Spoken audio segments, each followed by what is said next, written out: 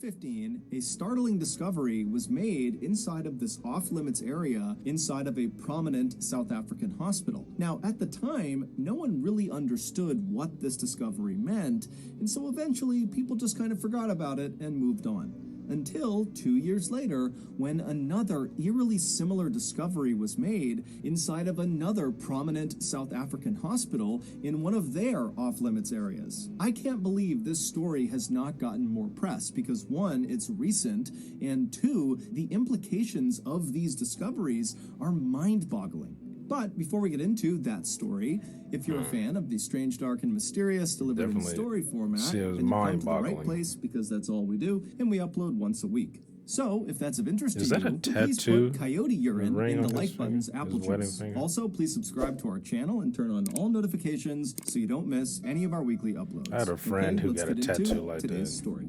Because he was like no matter what metal it was, he put it on his. If it was on his skin for any long period of time, like a ring, it would get like rashes and it would blister and shit like that. So he got his tattoo. He got married. On October 4th, 2017, a 61-year-old father of 6 named Tatike Kotsai arrived at a hospital in Stellenbosch, which is one of the richest towns in South Africa. Tatike, who lived in the area with his family, had been dealing with some stomach issues over the last several months, and so this day he was finally going in to have abdominal surgery to hopefully alleviate those issues. So, after entering the building, Tatike was checked in, and then before long he was transferred to the operating room where surgeons got to work on him. After the surgery was over, Tatike was transferred to a recovery room in the hospital where he was scheduled to stay for at least a couple of days so the doctors and nurses could watch over him while he recovered and make sure there was no complications from the procedure. And so, on the afternoon of October 4th, Tatike just kind of lounged around inside of his recovery room. He couldn't really do anything because of... It's funny because he said, he's staying in a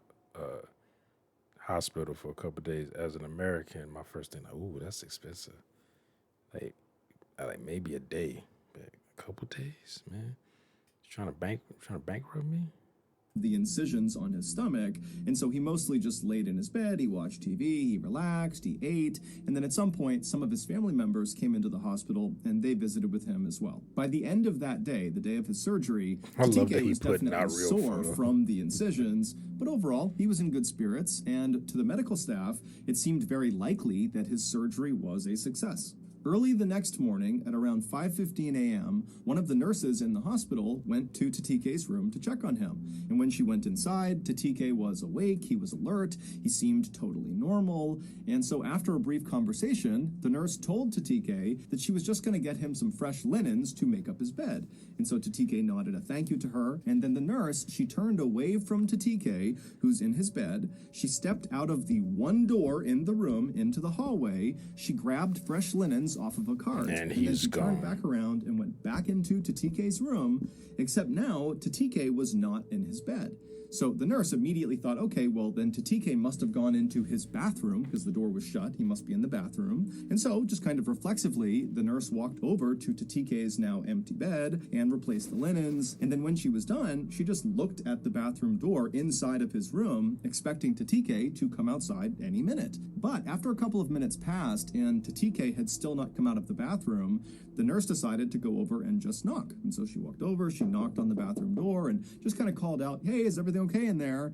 But there was no answer. And so the nurse eventually just tried the handle, and when she saw it was open, she called out that she was coming inside. She opened up the bathroom door, and it was empty. And so the nurse, she whipped her head around and looked back out at the room where Tatike should have been, and she saw, he's not on the bed, he's not under the bed, he's not anywhere in this room. Where could he have possibly gone? He's in a closet. And she's thinking to herself, the only door out of this room is into the hallway, the same door that she had used to go out and get the linens, and if somehow Tatike had ran out of that door in the few seconds that her back was turned from Tatike, she certainly would have heard him or seen him, because again, she was right outside the door and only outside of his room for a couple of seconds. Not to mention the fact, Tatike has major incisions on his stomach and could barely stand, let alone walk or run. And so totally baffled, this nurse ultimately left the room and went and told her superiors. Maybe he jumped out the window. This hospital would immediately begin looking for Tatike on the grounds of the hospital, but they would do it kind of quietly. They wouldn't call Tatike's family to tell them that, hey, we can't find him, nor would they call police. And some have speculated that either one, the hospital did not think this was an emergency and they would quickly find Tatike and that everything would be fine, or two, the hospital was just so embarrassed at the idea that they lost a patient, they didn't want anyone to know. And so that's why they didn't tell them. Regardless, the hospital would search for Tatike all day on the 5th, the day he went missing, and they wouldn't find him. And then the next day, the 6th, the hospital again would spend the entire day quietly searching everywhere in the hospital, but they wouldn't find him again. And so finally on the next day, the 7th, so 48 hours after Tatike had just kind of vanished inside of his room, the hospital would reach out to Tatike's family and they would say to them, hey, is Tatike home with you guys? And the family was like, no, he's supposed to be with you. And so the hospital would say, well, you know, he left 2 days ago, so we don't know where he is. And so Tatike's family is horrified, not only that they were totally left in the dark, but they would find out over the course of this conversation that the hospital had not even contacted the police yet. And so the family, they reached out to the police, and then later that day, the family would meet the police at the Stellenbosch hospital, and then a very public search of the property would ensue to look for Tatike. However, again, no one could find him.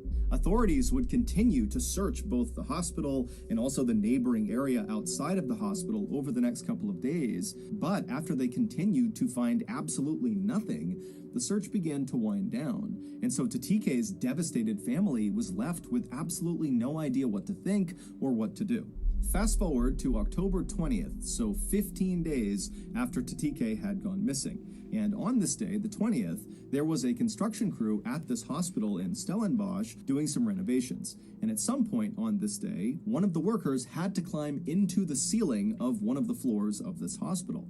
Now, the space above the ceiling is this tight, cramped space, almost like an attic. It's very big and wide. It's like the whole length of that floor. His body's really the only people that would ever go into the ceiling are construction workers or other authorized personnel that needed to do work. It's not a place that the public would ever go into. But when one of these workers went up into the ceiling, he had a headlamp on, and he's kind of looking around, he's looking for what he needs to do up there, and at some point he turns his head, and his light from the garage is right. A person sitting in the corner far away from him, way up against the side in this tiny little attic space. And it would turn out it was Tatike, and he was deceased. The hospital had absolutely no clue how Tatike could have gotten up there. Not only is it obviously not a publicly accessible area, but the actual way to get up into the ceiling, the door that leads up into the ceiling, is very difficult to find. And even if Tatike found this entrance into the ceiling, it would have been nearly impossible for him to actually get into the ceiling.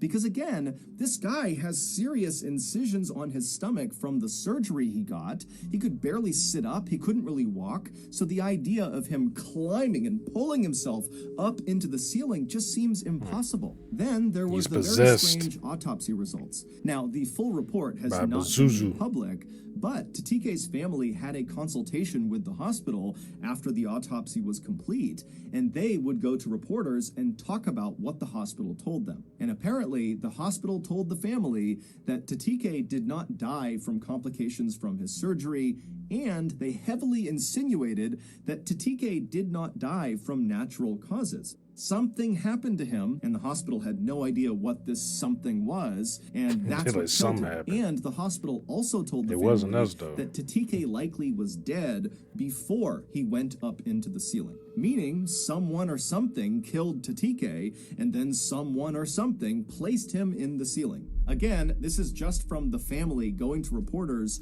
and talking about their discussion with the hospital. The hospital's only official statement has basically been that they have cooperated with the family and they don't really know what happened to Tatike. Now, of course, this is a very strange story. But it gets even weirder. On May 10th, 2019, so about a year and a half after Tatike was found deceased in the Stellenbosch hospital ceiling, a 53-year-old father of 4 named Sandile Sabia arrived at another hospital in South Africa.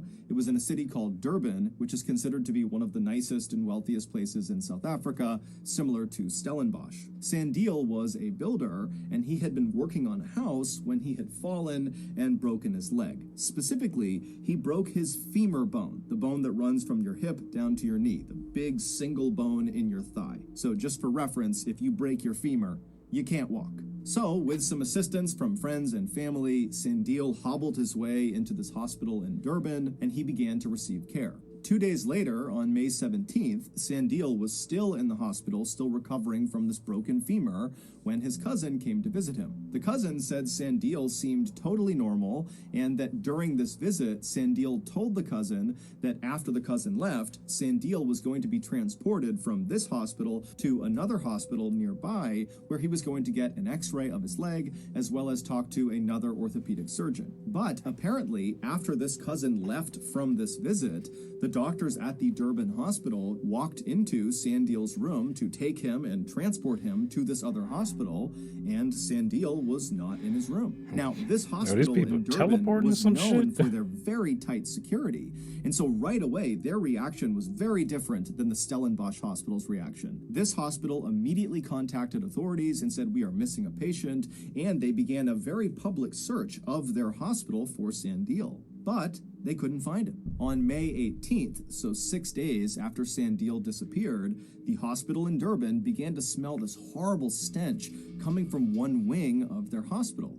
And so hospital workers would track the stench to a janitor's closet, and when they opened it up, they saw this black liquid dripping out of the ceiling, and the liquid was coming from Sandile's decomposing body that was located in the ceiling. Sandile's autopsy would be carried out very quickly. However, the results of that autopsy have never been made public, and Sandile's family has not commented on the results of this autopsy. As of today, all we know is that within a 2-year period, 2 seemingly ordinary South African men, who both could either not walk at all or who could barely walk because of their physical injuries, somehow snuck out of their hospital rooms totally undetected by staff and then wound up dead in the hospital. Especially that first one. Some say the men really did somehow sneak out of their own accord and decided to go into the ceiling, and that's what happened. Others say both men were murdered and then placed into the ceiling, and still others think these 2 cases are the best examples of something called spontaneous teleportation, which is the hypothetical phenomenon where a human suddenly disappears and then almost instantaneously reappears in another location. But for now, there is no official explanation, so those are all just But you would think theories. they would be beating So or like, hey, screaming, believe. like, I'm here. Like, you just sit there quietly until you just die from So dehydration. that's going to do it. If you got something out of today's story and you haven't done this already, hey, it was like, yeah, I'm just gonna like I've been teleported to a I was in my bed, especially like I said the first one. He was in the room. The nurse came in the room. And then he was, or was a nurse or a person changed? I don't know who changed the lane. Nurses do that, or does somebody else do that? But she walks out, grabs the linen, turns around, come back in, and he's gone. So like in that situation, that seems like teleportation. But like if I teleported, and I look like, let's just say it's pitch black, where it was at, I would, even if I had surgery, I would start screaming and yelling and hitting stuff, pounding on stuff.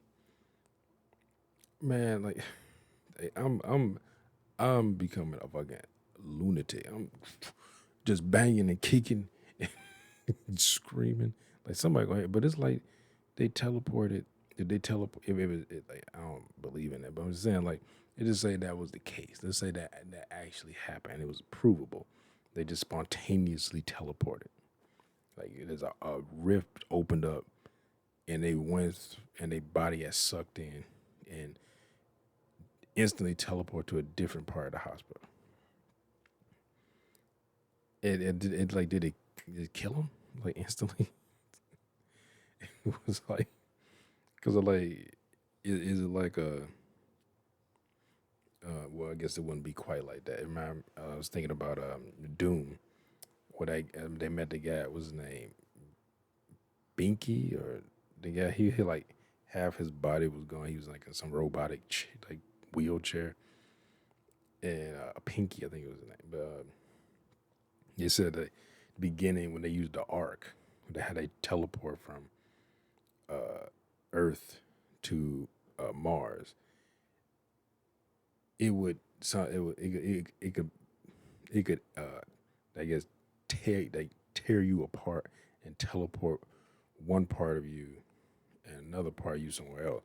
But I'm assuming it didn't like just it wasn't like tearing you apart and his blood everywhere. It would just be like that's like your legs are gone now, and and there's like skin there, like you always like what's it called? Like was it bisected? They cut you in half from at your waist. Because I was like, is it like that? But in this case, your whole body goes, but you just dead. It's funny they looked in their head and their brains is gone. Like something like teleported their brain out of their head.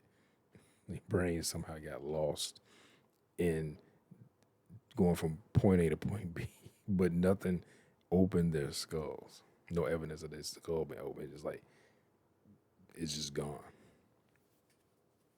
Cause I'm like, why are they dead? And why they just sit there and die of dehydration?